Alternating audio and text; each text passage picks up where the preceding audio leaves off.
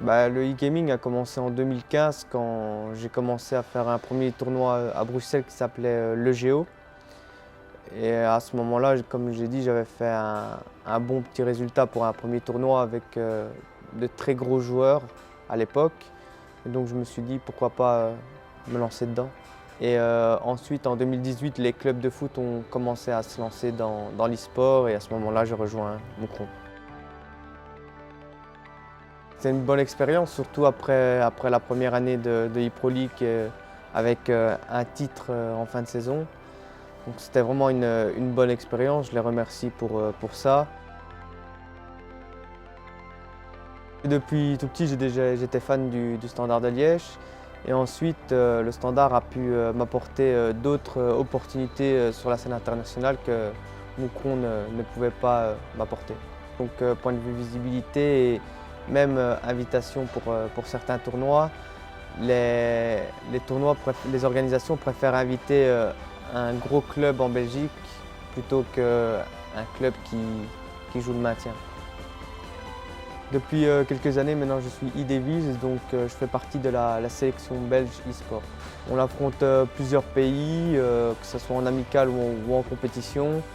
Et bientôt, il y aura ce qu'on appelle la e-Nation, donc on va affronter tous les pays e-sport. C'est un peu comme la Coupe du Monde. C'est une fierté, c'est une fierté. J'ai toujours voulu représenter la Belgique quand j'ai vu que d'autres pays se lançaient dans l'e-sport. Donc ça a été un de mes objectifs principaux et j'y suis arrivé.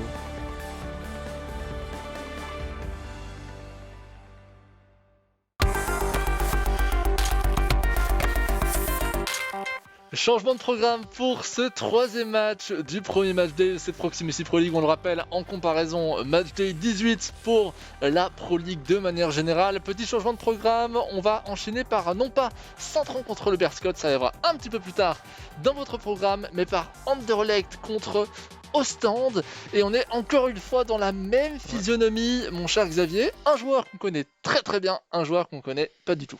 Ouais, voilà, Zakaria qu'on connaît très très bien, qui a représenté Anderlecht les deux premières saisons de cette Proximus ePro League. La première année, il a été vice-champion de Belgique, donc quand même un très beau parcours. L'année dernière, il a eu un peu plus de mal.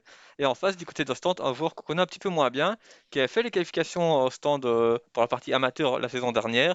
Finalement, il n'a pas pu représenter Ostende, mais bon, cette année, voilà, le joueur d'Ostende est parti, une place était libre et Ostende lui a fait confiance. Exactement après le départ de DNS, mais du coup, on ne connaît pas vraiment bien ce joueur et on a hâte évidemment de voir s'il arrivera à rentrer sur les traces de DNS qui en plus n'avait pas fait une saison extraordinaire l'année passée et Non, n'avait pas réussi à se qualifier pour les playoffs ouais, d'ailleurs. voilà, il a fait une très bonne première saison. Et puis la deuxième saison, c'est peut-être un peu la pression de revenir. C'était le seul qui repartissait une deuxième fois en tant qu'amateur.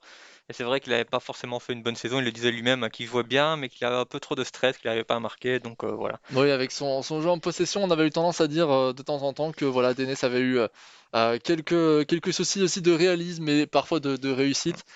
Il n'empêche qu'il était là, fini donc 15e de la compétition régulière DNS à l'époque sur 16 en compétition amateur. On va voir si Kylie va réussir à faire mieux que lui, ou bon bien ce qui est tout à fait possible vu qu'on n'est plus maintenant 16 équipes mais 18, Ouais. ce qui est également un petit changement par rapport aux années précédentes. Voilà ce qui est pour Kylie et du côté d'Anderlecht, du côté de Zakaria Bentato, c'est tout simplement un monument. On peut le dire à l'image de Rego d'ailleurs, on n'a pas assez souligné son statut de monument.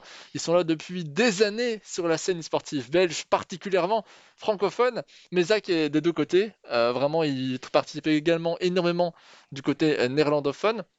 Vraiment dans toute la Belgique, c'est un joueur de classe nationale. Il a fini premier à l'époque, donc il était déjà pro durant la première partie de la compétition, durant la compétition de l'année dernière, pardon. Il avait fini premier de sa poule des playoffs face à notamment Manse, Lorientes et Zimet, on va avoir l'occasion de reparler de lui très très bientôt.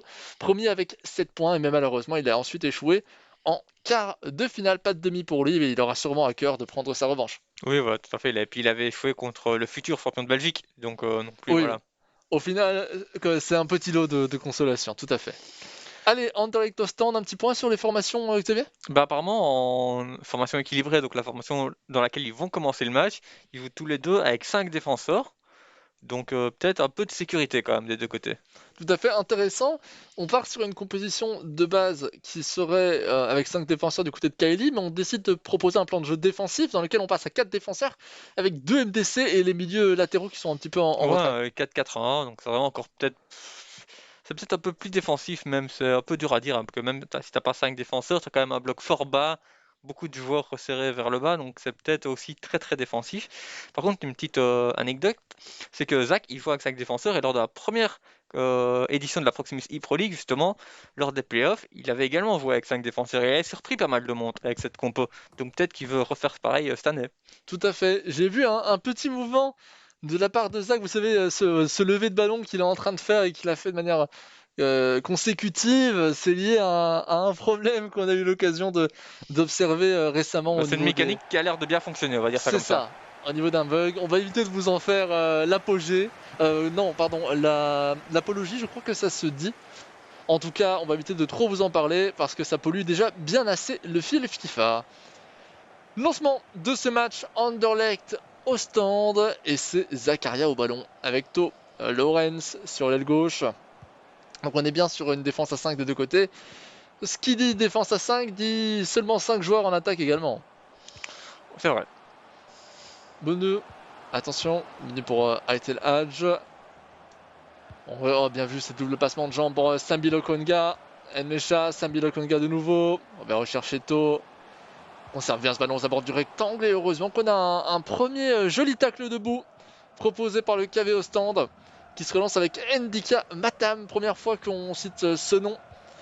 On n'a pas eu l'occasion de le voir les années précédentes aussi. Évidemment, qui dit changement de joueur dans un club, en plus du mercato évidemment, dit également probablement changement de manière de voir les choses, de manière de jouer. Et surtout, on est passé du mode 85 au mode 90.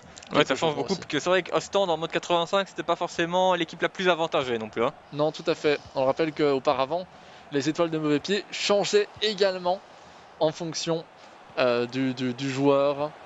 Attention, Kylie pour Guay. Guay toujours, le tir de Guay qui vient, je ne dirais pas effleurer le poteau, mais il était quand même pas loin du cadre ce tir. Premier poteau. On n'était pas loin d'une petite surprise avec le premier but de Stand directement. Tout à fait, parce que de la même manière que les deux matchs précédents, on s'attend à plus un rapport favori-outsider. Et le favori reste évidemment pour l'instant Zakaria. Zakaria qui n'est peut-être pas aussi à l'aise en mode 90 qu'en mode 85.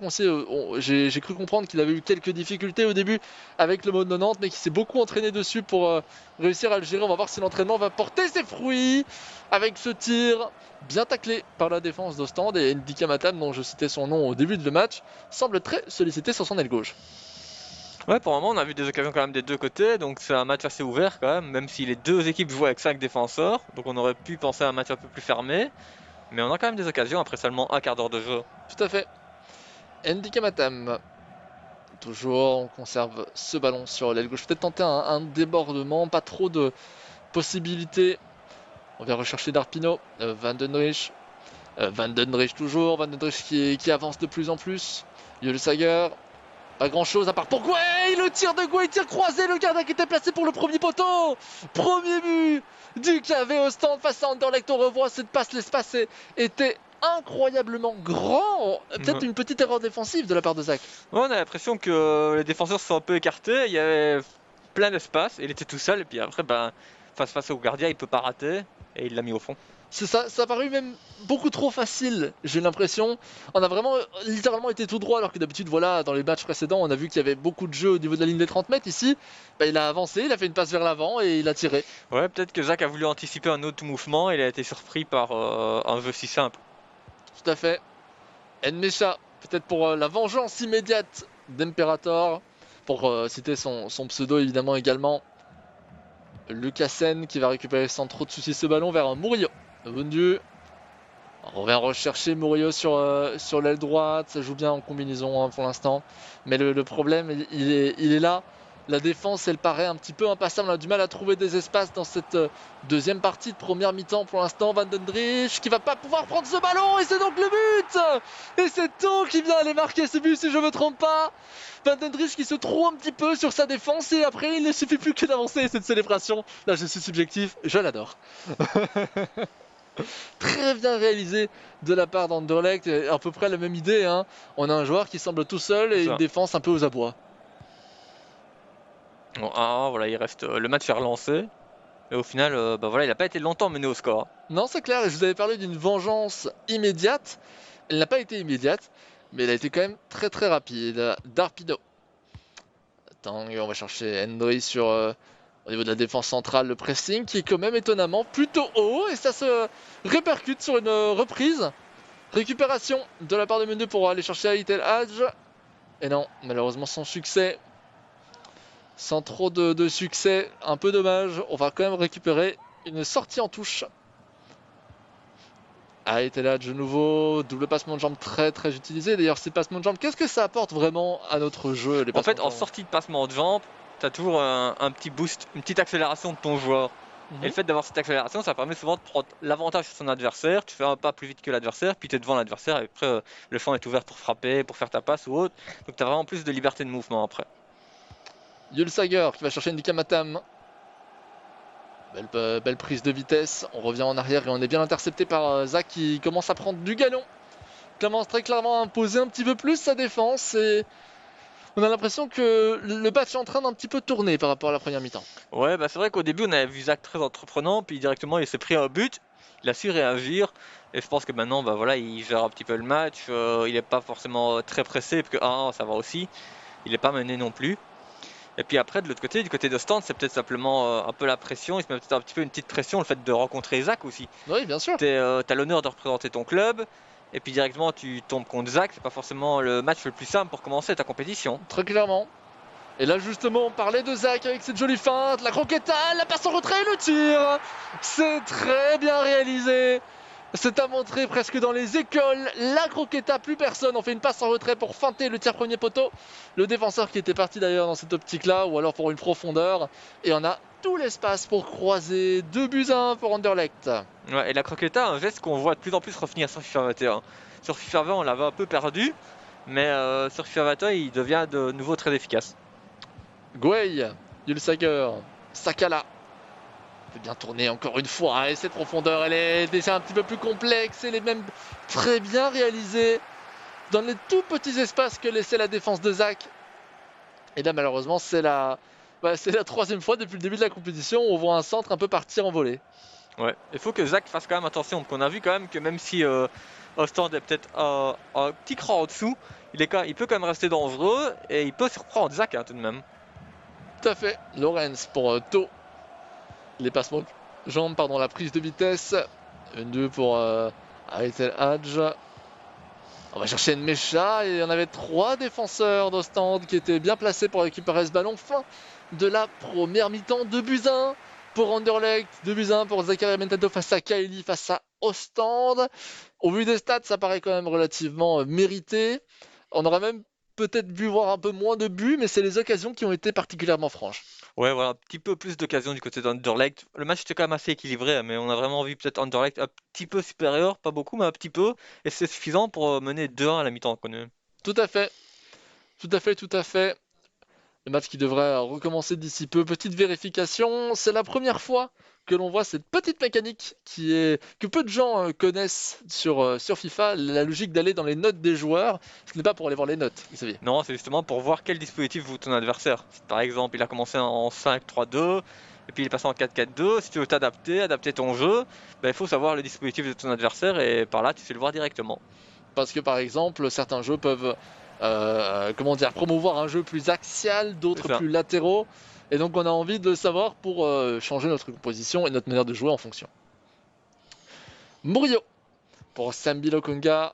Avec To, de nouveau Sambi Lokonga. L'occasion de ce petit moment un petit peu plus lent, plus stratégique, de vous rappeler que à cause de la crise sanitaire, eh bien, il y a 2 éléments qu'il faut bien prendre en compte. Le premier, c'est qu'on a malheureusement obligé de commenter avec des masques pour la sécurité et la santé de tous. Attention, ce tir de menu qui vient effleurer le poteau en coup de pied de but. Mais donc je vous disais, on est obligé malheureusement de commenter avec un masque, ce qui peut un petit peu déranger au niveau du son, de la voix, mais on fait de notre mieux pour vous faire vivre un maximum ces moments.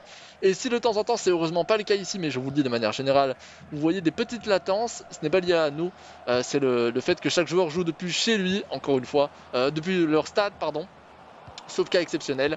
Et donc la connexion malheureusement peut avoir parfois quelques petits soucis. Voilà pour les petites informations pratiques qu'il faut bien savoir pour mieux appréhender cette compétition. Sakala, la perte de balle pour Lucasen, Sembilo Kongato, on fait tourner. On va aller chercher probablement l'aile gauche parce qu'on a un joueur qui est parti de très très loin en la présence de Lorenz. Lorenz, le double ratour, on va chercher Nmecha. La prise de vitesse avec ce passement de jambes, on revient vers Menu peut-être. La fin de frappe, c'est splendide. C'est splendide. C'est magnifique ce que vient de nous faire Zakaria Mentato avec son fameux Z, sa célébration préférée. Et là, ça c'est ce qu'on appelle du football. Encore une fois, on parlait de montrer dans les écoles. Celle-ci aussi, il faudrait la montrer. On revoit peut-être ce replay. Ah, on verra pas la construction qui est derrière. On voit simplement le tir premier poteau. Quelle action, Xavier! Ouais, très bien mené. Enfin, une action. Il a vraiment fait ce qu'il fallait. Il n'a pas fait d'erreur dans son action. Et au final, frappe en force dans le plafond du but. Ça fait 3. Oui, et ce qui est vraiment extraordinaire, je trouve, c'est sa capacité à aller à l'encontre de ce qu'on pourrait penser. Plein de fois, il aurait pu tirer. Plein de fois, il a placé le bon geste technique au bon moment. Les passes étaient fluides. On a vraiment un Zakaria Mentato en pleine forme. Nmecha. Nmecha. Quelques petites feintes, encore une fois. La feinte de trop, probablement, Xavier. Après, évidemment, à 3 ou même à 2 avant, il peut se permettre d'essayer plus de vestes. Et c'est peut-être pour ça aussi qu'il a pu mettre le 3. Il était en confiance, il menait, il s'est dit, même si je rate, c'est pas grave, donc je vais essayer le veste. Il est passé, et puis c'était un très beau goal, là, quand même, quoi qu'il arrive. Oui, c'était un très très beau but. Et là, c'est une nouvelle profondeur. Cette fois-ci, ce sera malheureusement récupéré. Quoi? Ce ne sera pas récupéré. Je retire ce que j'ai dit avec Bundu, peut-être. On se retourne, double contact.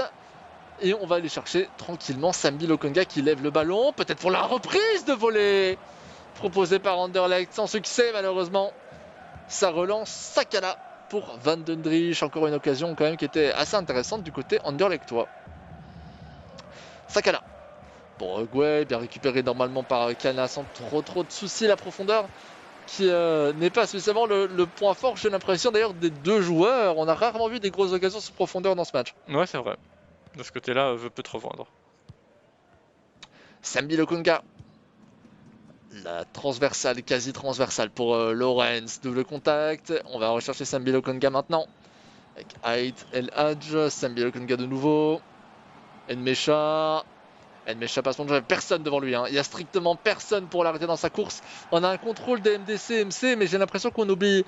On laisse un peu les défenseurs centraux agir d'eux-mêmes. Ouais, c'est vrai, exactement. Oh, c'est splendide! Oh là là là là là là là!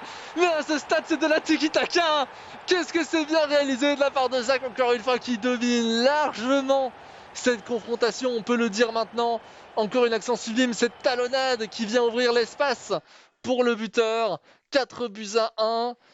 Voilà, là, il n'a rien à dire sur la prestation d'Anderlecht. Ouais, c'est une défense vraiment trop passive du côté d'Ostende. Et bah voilà, du côté d'Anderlecht, on se fait plaisir quand on a autant d'espace.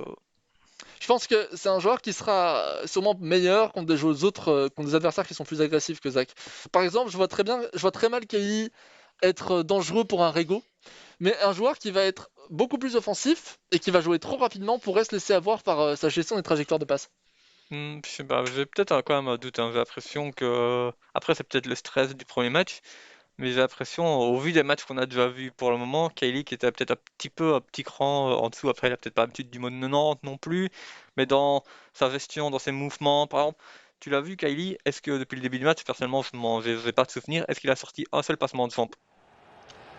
Alors, Non, alors que c'est vraiment la mécanique qui permet de faire la différence sur FIFA 21 que tous les joueurs, on va dire, compétitifs à haut niveau font pour essayer de faire la différence.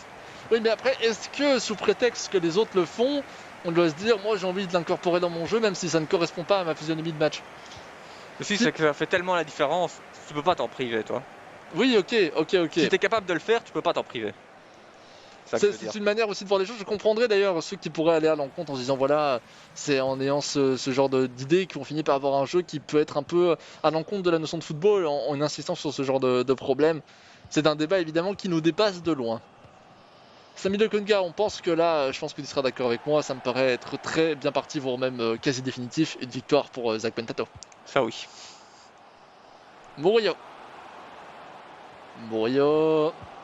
Murillo, la passe. Oh, c'est splendide. C'est splendide. Là, vraiment, Zakaria joue parfaitement son jeu en possession avec sa formation qu'il adore, qu'il avait d'ailleurs utilisé l'année passée, il y a 2 ans, pour finir C'est ça. vice-champion de Belgique. Et je pense qu'il soigne le goal à Veraf. Ouais, bah oui, mais c'est important. On On ne le dira jamais assez. On le rappelle hein, d'ailleurs, l'année passée dans le championnat amateur, je vous rappelle vite fait les points. On avait de la 2e à la 8e place, 31, 30, 29, 29, 27, 24, 24. Imaginez maintenant, ces joueurs étaient à peu près au même nombre de points et ils auraient très bien pu être à égalité au nombre de points. Et là, ça aurait été le genre de statistique qui aurait probablement tout changé, comme dans le foot d'ailleurs, de manière générale. Darpino. Encore au moins aller marquer un petit but qui ferait quand même du bien à cette équipe. Ne serait-ce que pour le mental, tout simplement. Ce serait peut-être intéressant pour se dire voilà, la semaine prochaine, là j'ai affronté un gros morceau. La semaine prochaine, je suis quand même chaud, j'ai réussi à minimum à le tenir, quoi. Non, et puis de toute façon, rien ne l'empêche aussi. Enfin, moi, personnellement, à sa place, je revisionnerai le match pour voir un petit peu où j'ai fait des erreurs et essayer de s'améliorer. C'est comme ça, de toute façon, qu'on s'améliore. C'est le gros avantage évidemment en jouant chaque match semaine après semaine. Le désavantage c'est que il y a les mises à jour, tout simplement. Et donc certaines choses pourraient éventuellement changer, la méta pourrait changer, la manière de jouer également. Mais la bonne nouvelle c'est que vous pouvez revisionner et également visionner vos futurs adversaires. Bakali. Bakali pour Nmecha. Pas double passement de jambe, on a vu la profondeur qui était très bien réalisée avec Bakali de nouveau. Le râteau, la fin de corps et c'est bien anticipé. Très très bien anticipé par Ostend, on aurait peut-être dû tirer en première intention. Bah moi j'aurais peut-être essayé le lob, hein, parce que le gardien s'était décalé, donc il était sur le côté, franchement c'est le meilleur angle pour sortir un lob deuxième poteau. Oui ça aurait pu être une possibilité, j'ai pas assez regardé le positionnement du gardien entamé par un sombrero. Et c'est la fin donc de ces matchs, victoire sans aucun souci, on peut le dire, d'Anderlecht face à Ostend. Qu'est-ce que tu sors de verdict en résumé par rapport à ce match? Ben, je pense surtout, en résumé, c'est surtout que Zach a répondu aux attentes. Il a montré qu'il était quand même un des favoris pour ce match, un des favoris peut-être pour cette compétition-là. Ah oui. Et justement, j'aurais aimé voir peut-être plus de choses du côté d'Ostend. J'étais peut-être un petit peu déçu. Mais voilà, surtout, je retiens surtout que Zach a répondu présent, à l'inverse de Rego qui a eu peut-être un peu plus de mal. Oui, tout à fait. C'est bien de faire cette comparaison, justement, si on peut avoir les scores des matchs précédents pour tous ceux qui viennent d'arriver. C'est bien de faire cette comparaison, justement, entre Rego, avec Zach, avec l'ensemble des joueurs qu'on attend en tant que favoris, parce que les voir perdre, c'est vraiment une surprise pour l'ensemble des équipes, surtout qu'on les a vus aller très très loin dans les compétitions. Ici, il a assuré sa place, qui sait, dans le match suivant. Oui, c'est ça. Et puis au final, même si c'est un championnat qui a encore beaucoup de points à aller chercher, tous les points que tu prends au début, t'as pas à les prendre après. Et t'as pas besoin de courir après le score. Tu peux gérer aussi ta compétition d'une manière différente. Tout à fait. Et c'est l'occasion, encore une fois, d'enchaîner par une petite capsule vidéo, comme on les aime, toujours sur Quentin Van de Watkins, toujours sur le tout premier champion de Belgique qui existait. Et cette fois-ci, il fait le point sur la place des joueurs pro FIFA en Belgique. Encore une fois, on écoute ça maintenant.